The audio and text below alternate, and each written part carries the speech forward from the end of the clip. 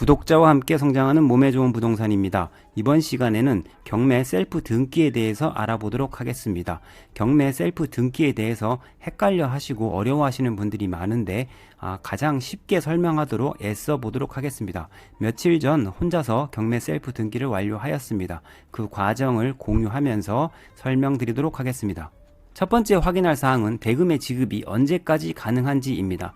원칙적으로는 대금의 지급 기한 안에 납부를 하여야 합니다. 하지만 대금의 지급 기한을 넘어서도 납부를 할 수 있습니다. 다만 소송 촉진에 관한 특례법에 의해서 이자가 12%가 붙습니다.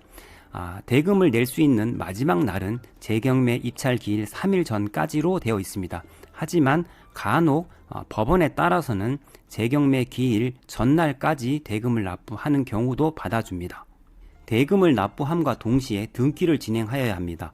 그런데 이 셀프 등기 과정을 여러분들이 상당히 헷갈려 하는데 첫 번째 이해를 하고 있어야 되는 부분은 이 절차 부분을 이해하고 있어야 됩니다.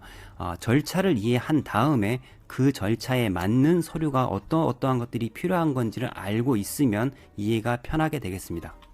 통상적인 등기는 등기소를 방문하면서 마무리가 됩니다. 계약 당사자 간에 계약서를 작성하고 대금을 주고 받고 그리고 그 관련된 등기 신청 서류를 작성을 해서 등기소에 제출을 하면 끝이 납니다.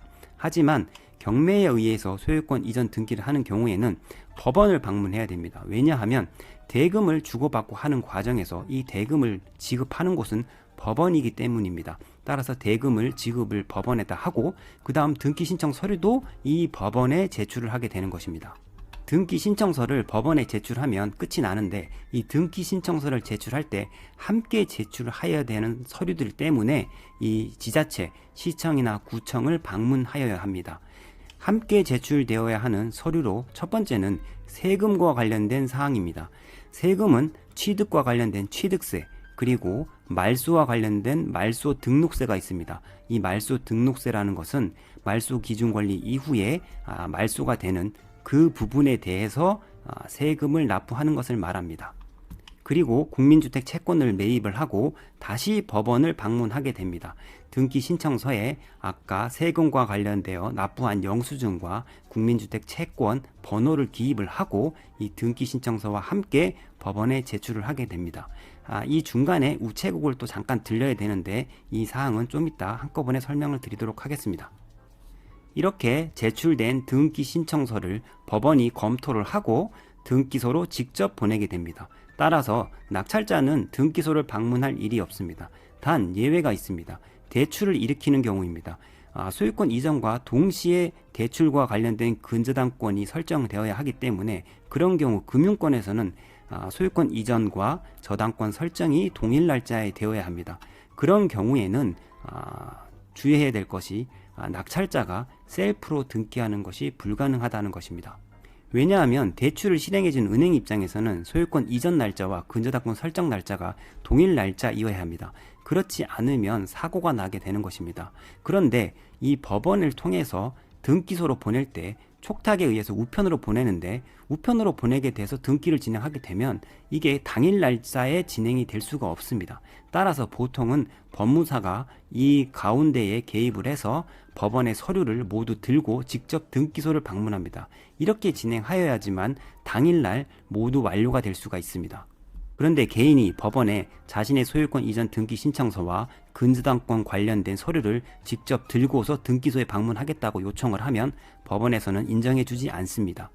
따라서 근저당이 설정되는 경우에는 셀프 등기가 어렵다고 생각하시면 됩니다.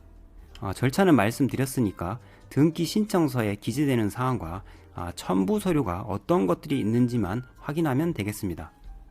낙찰 대금을 내기 위해 경매계를 우선 방문합니다. 경매계에서 납부 명령서를 받아서 은행을 방문해서 매각 대금을 납부하고 영수증을 발급받습니다. 다시 경매 접수계로 와서 완납 증명원을 받기 위해서 은행에서 받은 영수증과 인지 500원을 첨부합니다. 그리고 담당 경매계에서 완납 증명원을 받습니다. 완납 증명원은 취득세 신고할 때 필요합니다. 그리고 세금을 납부하러 시청이나 또는 구청으로 이동합니다.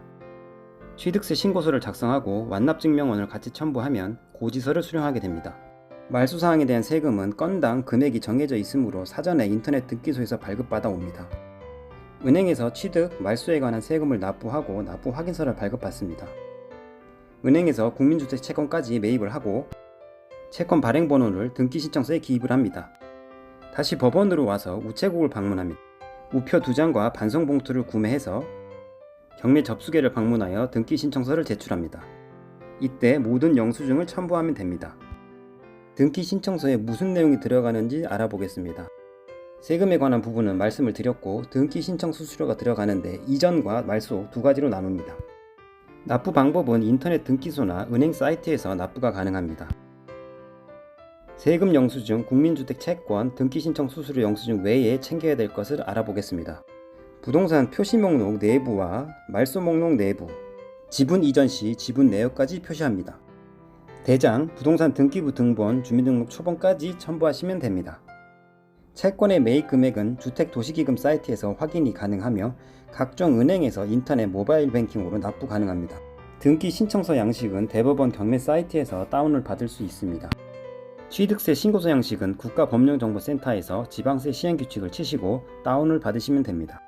마지막으로 정리를 하면 큰 절차를 이해하시고 그 절차에 해당하는 항목을 채워 넣으면 되겠습니다.